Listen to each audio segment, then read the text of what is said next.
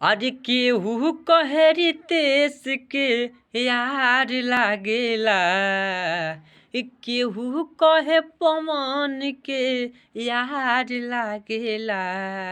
हई पंकजवा खेसारी भैया के बड़का सार लागेला। हई पंकजवा खेसारी भैया के बड़का सार लागेला।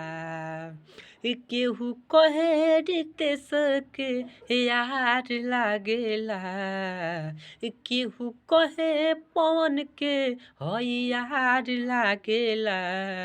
हई पंकजवा खेसारी भैया के बड़का सार लागेला। हई पंकजवा खेसारी भैया के बड़का सार लागेला।